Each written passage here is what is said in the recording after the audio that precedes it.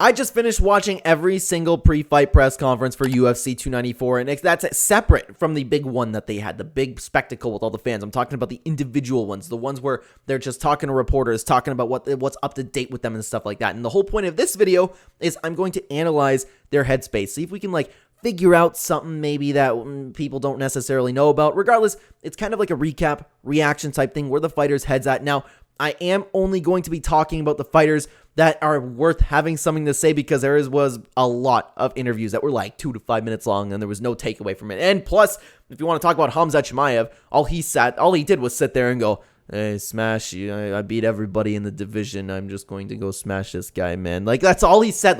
Now what am I supposed to be taking away from that? Khamzat Chimaev's confident and doesn't want to be there?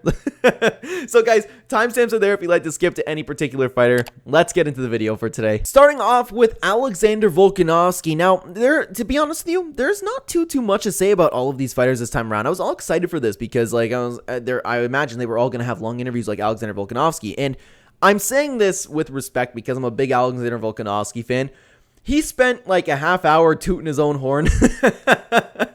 He was talking about not many people would do this. I'm here for an opportunity. I want the legacy. If there's anybody that can do it, it's me. That's all he was talking about. Other than that, it really seems and he acknowledged that there's no pressure on him in the situation. And the biggest takeaway I had from it was he is acknowledged that he's coming in, and it's nice to some extent, of course. He'd rather have a full camp, but he's feeling different coming into this. There's no pressure on him. There wasn't the stress of a fight camp. He wasn't thinking about this the whole time. Now he's here. He feels fresh. He feels excited. He's ready to go. There's very little stress on him. And to be honest with you, I kind of believe him in that sense. But other than that, to be honest with you, I wasn't kidding. If you go watch that interview with him, man, all he did was toot his own horn and talk about what a dog he is for taking this fight on such short notice. But I mean, all the credit deserved. I mean that with no disrespect at all. It's just that's what most of the interview was about. Now, I want to talk about Islam Makhachev. He spent a lot of time talking about his training, talking about tough fighting in Abu Dhabi, but something in particular that I did want to note in response to Volkanovski, because Volkanovski said that Islam Makhachev isn't going to be taking this fight on 12 days notice. If the roles were reversed, Islam Makhachev would not be taking this fight. This is something Alexander Volkanovski said for a very long time. Now,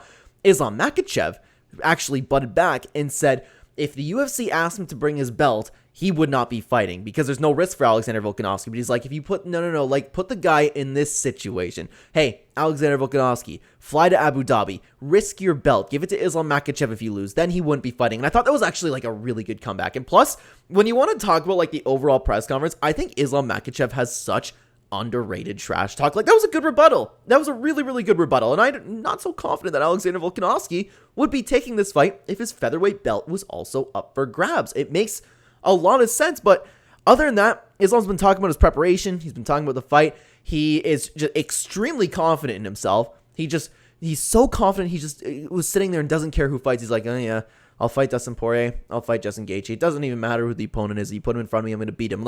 And I believe that he believes that. This dude is insanely confident. He has all the tools to back it up too. This dude is amazing. I'm becoming quite a fan of his. Now, before I continue on, I do want to talk about something that both Volkanovski and Islam Makhachev said in both of their press conferences separately, starting off with Volkanovski, because the reason Islam Makhachev did say this is because Volkanovski did bring it up. Now, Volk said that he showed Islam too much respect and he's going to go for the finish this time. That's what he needs to do, and he said this on multiple occasions. So when the reporter asked Islam Makhachev about it, he goes, "No, I showed him too much respect. I will be trying to finish him for 5 rounds."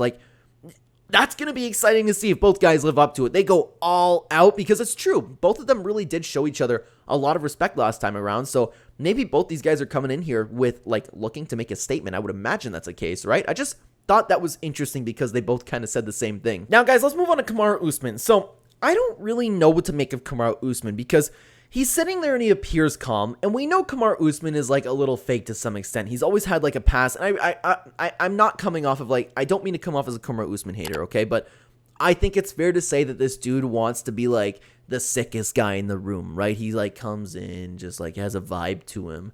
He always talks like this, yeah, I'm just sitting here, I'm recording a video right now for you guys. That's kind of what he does, So he appears calm. And I feel it's hard to tell whether he's putting on the persona of being calm, where he's yeah, I don't care. I'm just coming in here. I'm trying to build up my legacy. I'm trying to fight the best of the best in Khamzat Chimaev. But other than that, I'm watching him in Embedded, and he's sitting here, eyes are a little bit open, he's swaying back and forth, which I guess shows like a sign that he's nervous, right? But then again, like, it's tough to say because Kamaru Usman was like such a dominant champion. Like, is he really going to be nervous? I really don't know what to take away from all this because from what I've seen from Embedded, the press conferences, and knowing how Kamaru Usman just like wants this persona of being like really cool. You know what? With all the stuff that Kamaru Usman does, he is cool. But you guys understand what I'm saying. I hope I hope you guys get it, man. I hope you guys get it. But other than that, Kamaru Usman still has his head in the game. He's been thinking about laying the gloves up, but before he does,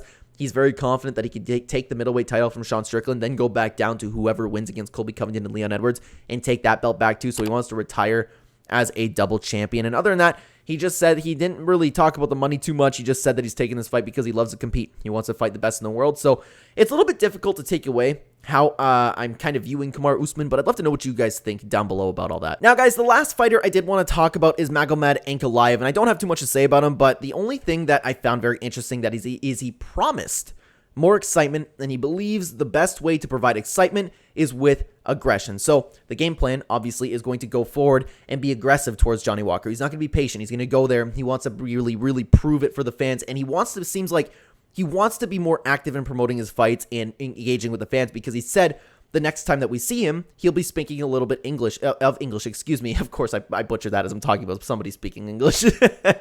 But it's cool to see Magomed Ankalaev. If he learns English, this dude could actually, like, have a little bit of a road to stardom, which it was really, really cool because he's an amazing fighter. He's a top contender. He arguably could be champion or should be champion at the moment. So Magomed Ankalaev, he's going to come in there and he's going to be exciting against Johnny Walker, which if he comes in aggressive, Johnny Walker could very well catch him with an upset because Johnny Walker is a very dangerous man if you're coming in aggressive. So that's very interesting to take away. But guys, that is every fighter that I wanted to talk about for today. Let me know what you thought about any fighters down below. If there's any takeaways that you had in particular, let me know down below, guys, again. And thank you so much for watching this video. On the screen right now, if you'd like to continue watching the Clenbat channel, there'll be 2 videos on screen for you to check out. I will see you either there or in the next video, guys. Enjoy the fights this weekend. Take care.